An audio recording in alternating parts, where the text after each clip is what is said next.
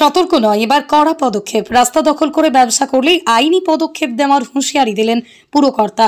সোমবার দুপুরে ধূপগুড়ি শহরের চড়িপট্টি এলাকায় রাস্তা দখলমুক্ত করতে ফের অভিযানে নামে ধূপগুড়ি থানার পুলিশ ও পুরসভা।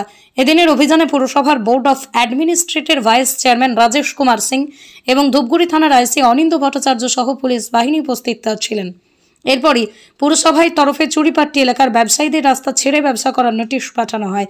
তারপরও এক শ্রেণীর ব্যবসায়ীরা রাস্তার উপর ব্যবসায়িক সামগ্রীর সাজিয়ে ব্যবসা চালাচ্ছে। এদিন ব্যবসায়ীদের কড়া হুঁশিয়ারি দেন পুরকর্তা। তিনি বলেন, আপনাদের নোটিশ দেওয়ার পরেও আপনারা সতর্ক হচ্ছেন না, এরপরই আইনি ব্যবস্থা নেওয়া হবে। রাস্তার উপর ব্যবসায়িক সামগ্রী লাগিয়ে ব্যবসা করলে তা তুলে নেওয়া হবে। পাশাপাশি তিনি আরও বলেন, শুধু চুরিপট্টি এলাকা নয়, শহরের ফুটপাত দখলমুক্ত করতে কড়া পদক্ষেপ নেওয়া হবে। আজকেও একই সতর্ক, আদেও কি সমস্যার কোনো সমাধান হচ্ছে? সতর্ক নয়, এখন অ্যাকশন। যারা করিয়ে নিয়েছে আমরা নোটিশও করেছি পৌরসভা থেকে এবং দায়িত্ব নিয়ে বলছি সতর্ক আর অ্যাকশনের বিষয় নিয়ে এখন লিগ্যাল অ্যাকশনই হবে। আমরা বলে দিলাম মালটা সরিয়ে দিয়েছে আজকের দিনে, তাই আমরা বলছি না। এটা আমাদের ক্লিয়ার রাস্তা লাগবে। ওদের যদি বৈঠকে কোনো আলোচনা হয় সেটা অবশ্যই আলোচনা করব, কিন্তু কোনো রকম যানজট করা যাবে না, কোনো ফুটপাত দখল করা যাবে না, এটা পরিষ্কার ছিল।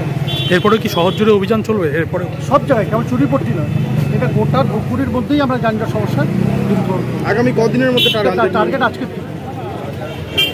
কদিনের মধ্যে আর কি যানজট মুক্ত করা হবে শহরকে? আমরা প্রতিনিয়ত করব, মানুষকে সচেতন হওয়ার অনুরোধ করব।